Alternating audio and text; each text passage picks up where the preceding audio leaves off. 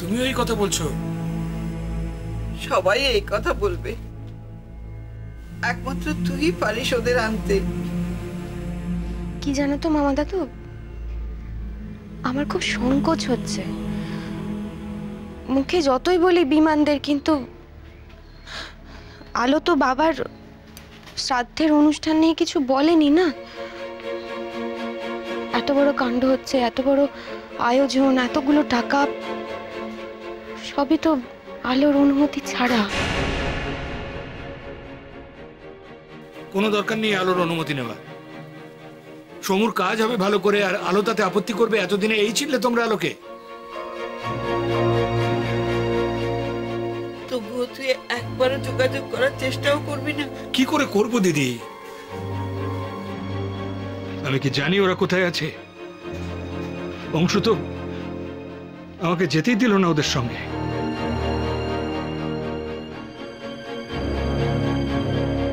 বলল ওদের আর আমার রাস্তা নাকি আলাদা।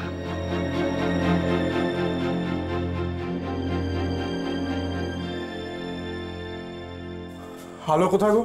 হ্যাঁ, আলো আলো তো একটা ওই সমিতি। কোথায়?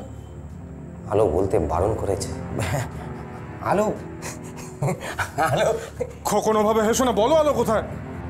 বলছি কি, আপনি ওরকম করবেন না। আলো কাছাকাছি কোথাও না, মানে পাশেই মায়ের সঙ্গে বেরিয়েছে, এখনই চলে আমি না আসি, বুঝলেন? আমাকে আবার কাজে বেরোতে হবে তো, তাড়াতাড়ি রেডি। আমি আসি।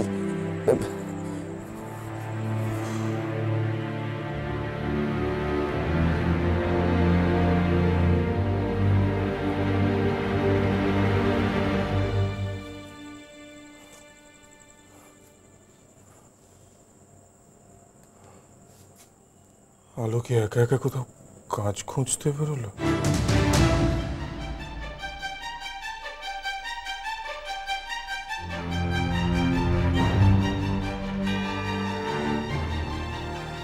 কিন্তু ও তো আমাকে বললো বাবার কাজ দাদাদের টাকা করবে না। তবে কোথায় গেল? ওকে নিজে কোনো রোজগারের জন্য? না না, খোকন,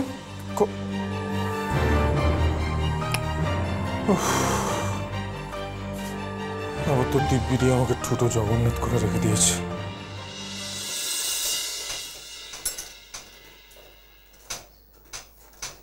মায়া, ঠিক করে সেলাইটা করো, বেঁকে যাচ্ছে তো। আগের বারে তোমার সমস্ত সেলাইগুলো দোকান থেকে ফেরত দিয়ে গেছিল। একটু মন দিয়ে কাজটা করো, ঘরের ওইসব অশান্তি না একটু ভুলে থাকো। দিদি আসবো?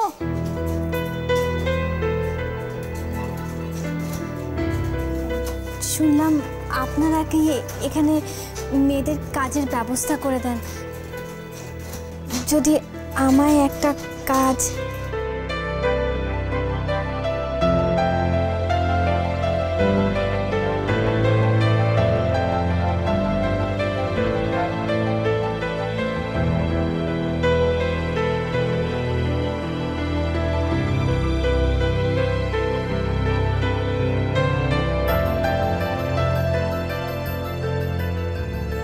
এখনো তো পুরোপুরি শুকোয়নি দেখছি।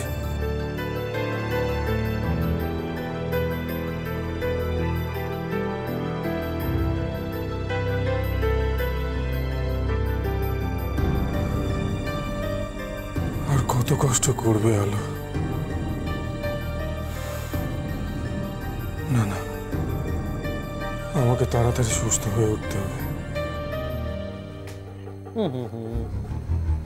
আরে বোস বাবুজি, আসুন আসুন, বসুন। দাদাকে বসতে না, কি রে? না না না, ঠিক আছে ঠিক আছে, মানে আমি ওই খবরটা পৌঁছে দিয়েছি স্যার। স্যার মানে দাদা।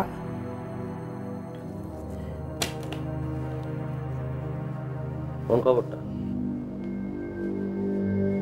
মহিলা সমিতির খবরটা তো। সুন্দরী গেছে সেখানে? যাবে যাবে, শীঘ্রই যাবে।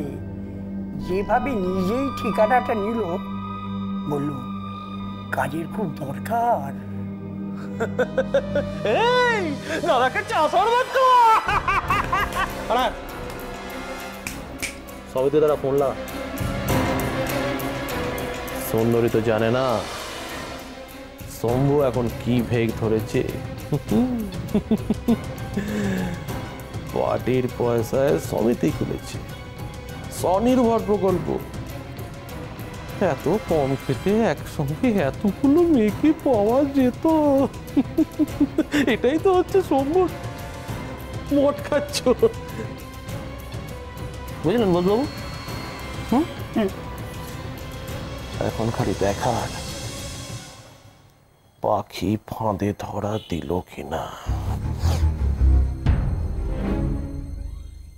তোমাকে কে বললো আমাদের এই সমিতির কথা?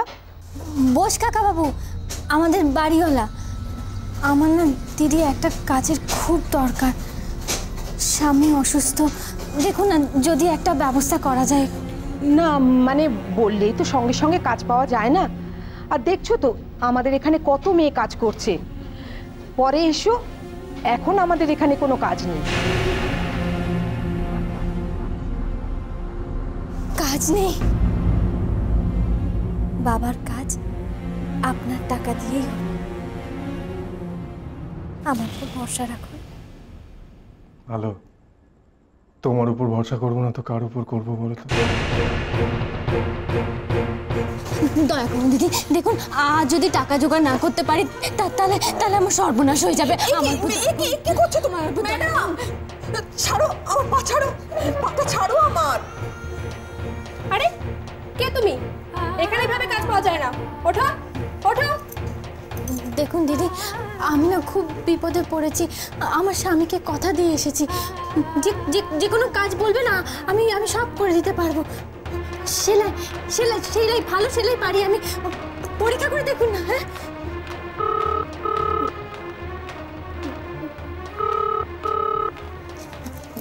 দয়া করে আমাকে।